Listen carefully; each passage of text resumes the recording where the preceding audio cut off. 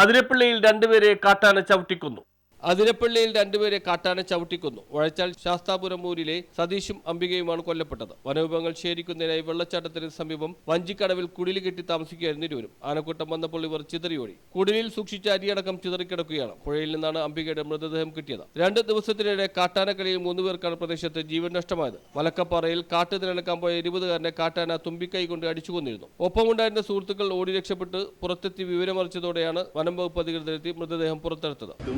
അതുപോലെ തന്നെ ഉപജീവന മാർഗം തേടി അവിടെ പോകുന്ന ആളുകൾക്ക് മുന്നറിയിപ്പ് കൊടുക്കേണ്ട ഉത്തരവാദിത്വം ഡിപ്പാർട്ട്മെന്റ് ഉദ്യോഗസ്ഥന്മാർക്കാണ്, ഗവൺമെന്റിനാണ്. അതൊന്നും ഇവിടെ നടക്കും.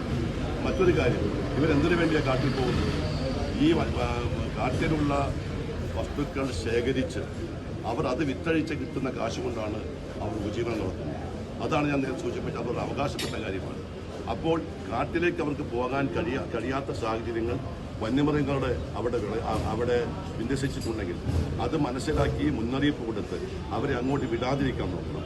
അങ്ങനെ വിടാതിരിക്കുമ്പോൾ സ്വാഭാവികമായും അവരുടെ ഉപജീവന മാർഗത്തിന് വേണ്ടിയിട്ട് അവർക്ക് വസ്തുതകൾ എത്തിച്ചു കൊടുക്കേണ്ടത്, അവർക്ക് അരിയും ഭക്ഷണ വസ്തുക്കളും എത്തിച്ചു കൊടുക്കേണ്ട ഉത്തരവാദിത്വം ഗവൺമെൻറ്റിനുണ്ട്. അപ്പോൾ സ്വാഭാവികം നമുക്കറിയാം, ഇപ്പോൾ കടൽക്ഷോഭം ഉണ്ടാകുമ്പോൾ നമ്മൾ മുന്നറിയിപ്പ് കൊടുക്കും.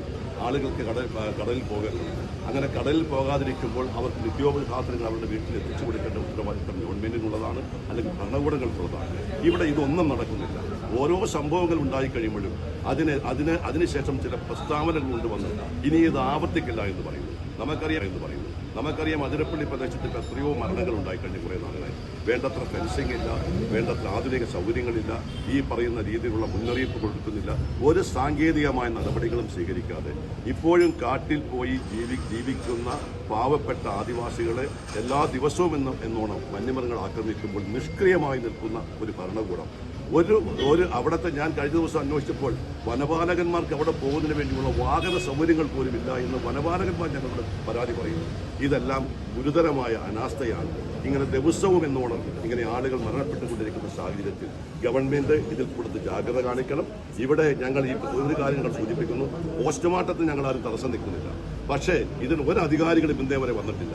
ഇവിടെ കളക്ടർ ഉൾപ്പെടെയുള്ള ബന്ധപ്പെട്ട ആളുകൾ വന്ന് ഈ കാര്യത്തെക്കുറിച്ച് ഇനി ആവർത്തിക്കാതിരിക്കത്തക്ക രീതിയിലുള്ള ഒരു ഉറപ്പ് കൊടുക്കാതെ ഞങ്ങൾ ഈ മൃതദേഹം ഇവിടെ നിന്ന് വിട്ടയക്കുന്നില്ല എന്നുകൂടി നിങ്ങളുടെ ന്യൂസ് ബ്യൂറോ, അതിരപ്പള്ളി.